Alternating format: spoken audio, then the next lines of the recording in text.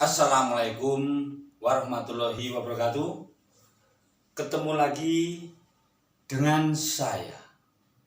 Tentunya Anda tidak ragu-ragu lagi untuk menyaksikan jejak petualangan saya dalam acara Refreshing. Saya di sini akan membahas nama-nama yang terkenal di seluruh dunia maupun lokal. Mari kita tengok bersama-sama yang sudah lalu-lalu, kita kembalikan lagi ke sini di tahun 2020. Kalau kita nengok ke belakang, begitu ke belakang, bukan ke situ. Sewaktu saya kecil, itu masih teringat di benak saya, di hati saya, bahwa waktu saya itu duduk di bangku kelas 1, itu dari bapak guru, ibu guru, itu mengajarkan pelajaran diantaranya membaca. Waktu dulu, karena waktu dulu yang dituntut orang bersekolah itu yang pertama harus bisa membaca. Karena apa? Karena dengan membaca kita jadi tahu. Kita tahu karena membaca. Kalau tidak membaca, kita tidak tahu. Maka bapak guru, ibu guru itu memberi pelajaran yang pertama kali adalah membaca. Nah, di pelajaran membaca itu ada nama-nama bapak, ada nama-nama ibu-ibu, banyak sekali. Tetapi nama yang paling tenar, nama yang paling dikenal hanya 2, yaitu bapaknya Budi sama ibunya Wati. Kok bisa begitu? Bisa. Kalau tidak percaya, sebagai contoh begini. Dulu waktu saya di sekolah SD, itu bapak guru menulis di papan tulis, tulisannya yang bunyinya begini. Ini Bapak Budi. Bapak Budi pergi ke sawah. Itu yang pertama. Lalu yang kedua, di garis kedua, itu ini Ibu Wati. Ibu Wati pergi ke pasar. Nah, berarti nama-nama yang paling kondang kaloko itu bapaknya Budi sama bapaknya Wati. Sebab apa? Kok hanya Budi dan Wati yang disebut? Saya juga tidak tahu apakah ibu guru, bapak guru hanya pikirannya seperti itu, saya kurang tahu. Tapi yang jelas di seluruh, khususnya di Kabupaten Sleman, saya kira pelajaran ini sudah membudaya, terkenal. Kok nggak mungkin ini bapaknya Bambang, ini ibunya siapa? Nggak mungkin. Yang ada ini Bapak Budi, ini Ibu Wati. Sampai saya selaku pakar ilmuwan belum tahu menyelesaikan permasalahan ini. Kenapa yang disebut hanya ibunya Wati sama bapaknya Budi? Padahal bapak-bapak di sekolah itu kan banyak. Ada yang namanya Amir, Ahmad, Nina, dan lain sebagainya. Tapi kita tidak permasalahkan itu. Yang penting kita harus tahu makna apa yang terkandung di dalam kata-kata ibu guru, bapak guru. Mari kita kelupas bersama-sama. Jika ada orang yang tahu, tolong saya kasih tahu. Sampai saat ini masih misterius. Lalu yang kedua, nama-nama yang paling terkenal itu adalah nama ucapan amin. Karena apa?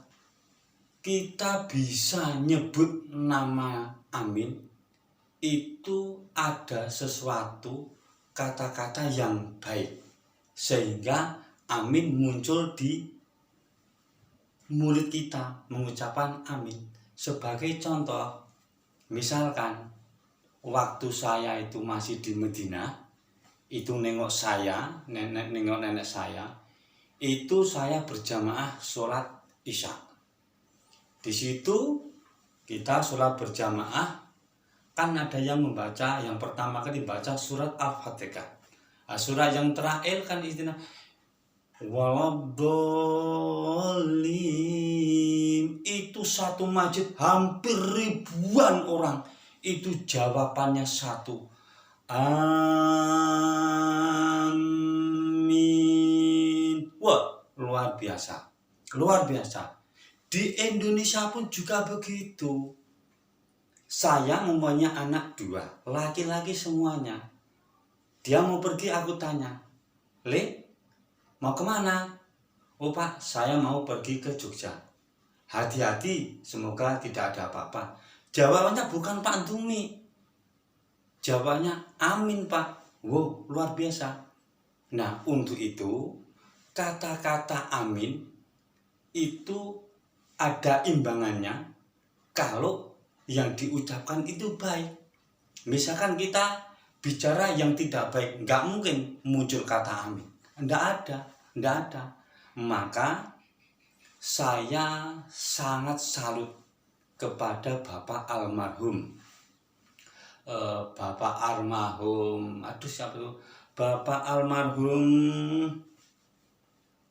Saya lupa. Oh, berarti pakar ilmuwan itu juga lupa. Karena saya sangat mengucapkan juga lupa. Tapi tidak apa-apa. Ini sambil bicara, sambil kita ingat-ingat, nanti ke depannya agar lebih baik. Saudara-saudara semuanya, hari ini telah dibuktikan bahwa kata amin itu sudah mendunia. Di pelosok-pelosok manapun yang ada aliran listrik, jalan sulit dijangkau, kata-kata amin pasti ada. Entah itu agamanya apa saja, pasti ucapan yang baik harus diimbangi kata-kata amin. Itu sangat luar biasa. Maka bagi orang-orang yang namanya amin harus banyak-banyak bersyukur kepada Tuhan Yang Maha Kuasa. Apa yang diinginkan, apa yang dicita-citakan, mudah-mudahan diijabai dengan Allah Subhanahu wa Ta'ala dan didoakan oleh semua orang yang kenal maupun yang tak kenal mau mendoakan. Karena apa? Kata-kata amin selalu diucapkan dimanapun dia berada. Entah itu di pelosok, entah dimanapun, dikelihatan gak kelihatan, kata-kata amin tetap ada. Maka saya berharap mudah-mudahan almarhum Bapak Sokimun memberi pusaka kepada anaknya yang namanya Bapak Amin.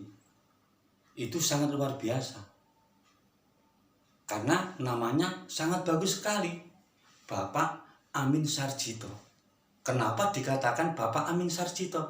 Karena Bapak Sokimun masih saudaranya Dr. Andes Sarjito. Karena Bapak Sokimun itu sama Dr. Andes DR Sarjito itu masih saudara tunggal nyusu.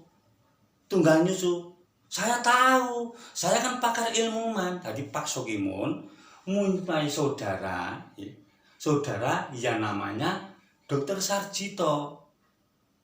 Nah, mbahnya Pak Sokimun sama mbahnya Pak Sarjito masih tunggal nyusu. Berarti saat ini masih saudara. Maka Bapak Amin Sarjito dinamakan Bapak Amin Sarjito. Bukan kok kalau orang Jawa mengatakan, oh Pak Amin berarti dilahirkan di rumah sakit Sarjito karena sesar. Enggak, memang itu betul-betul masih saudara. Jadi Anda semua jangan menafsirkan hal-hal yang tidak benar. Kalau kamu ingin tahu, disinilah saya pakar ilmuwan, tahu segalanya. Untuk itu, bagi siapa saja yang ingin pinter, berpengalaman, berpendidikan, datanglah ke tempat saya. Saya adalah orang netral. Walaupun di sini saya juga mencalonkan lurah nomor 4 yang tidak melibatkan siapa saja. Karena apa? Saya bisa membuktikan bahwa saya ingin menjadi wakil-wakil rakyat Hargobinangun.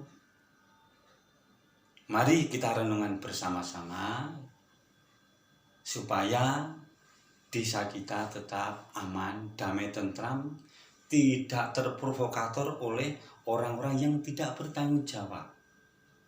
Saya selaku pakar ilmuwan mengajak saudara semua, dengan adanya kita akan mengadakan pesta demokrasi pilihan calon kepala desa. Mari kita bersaing secara sehat, bersaing secara damai. Jangan sampai kita bersaing secara uraan, bersaing yang tidak sehat. Saya tidak mau.